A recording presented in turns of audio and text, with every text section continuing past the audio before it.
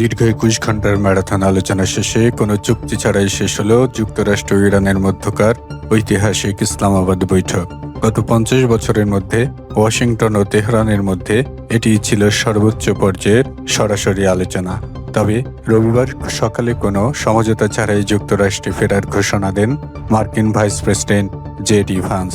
মধ্যপ্রাচ্য বিষয়ক সংবাদ মাধ্যম মিডল ইস্ট আই এ খবর জানিয়েছে।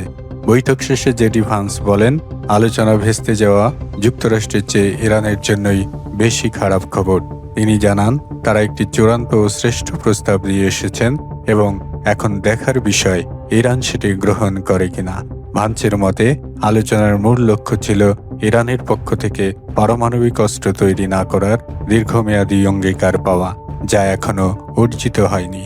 ইরানের আধা সরকারি সংবাদ সংস্থা তাসনিম নিউজ জানিয়েছে, তেহরান মনে করছে এখন বল যুক্তরাষ্ট্রের কোর্টে।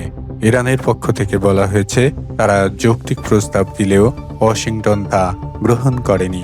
ইরানের পার্লামেন্ট স্পিকার মোহাম্মদ বাঘের গালিবাফ সামাজিক যোগাযোগ মাধ্যম এক্সে লিখেছেন, আমাদের সদিচ্ছা ছিল, কিন্তু আগের যুদ্ধের অভিজ্ঞতার কারণে আমরা প্রতিপক্ষকে বিশ্বাস করতে পারছি না। তবে কয়েক সপ্তাহের সংঘাত ও গভীর অবিশ্বাসের পর মাত্র এক রাউন্ডের আলোচনায় সব মিটে যাবে এমনটা ভাবা অবাস্তব। তিনি জানান, কিছু বিষয়ে দুই পক্ষ একমত হলেও ২-৩টি গুরুত্বপূর্ণ বিষয়ে এখনও গভীর মতভেদ রয়েছে। আলোচনার মূল বিরোধের কেন্দ্রবিন্দু ছিল হরমুজ প্রণালীর উপর ইরানের নিয়ন্ত্রণ এবং সমৃদ্ধ ইউরেনিয়ামের মজুদ থেকে তেহরানের অস্বীকৃতি। ইরান স্পষ্ট জানিয়ে দিয়েছে, যুক্তরাষ্ট্র তাদের দেওয়া শর্ত না মানলে হরমুজ প্রণালীর বর্তমান পরিস্থিতির কোনো পরিবর্তন হবে না।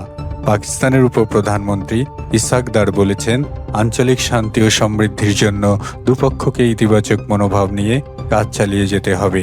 পাকিস্তান এই সংলাপ চালিয়ে যেতে সব ধরনের সহযোগিতা করবে।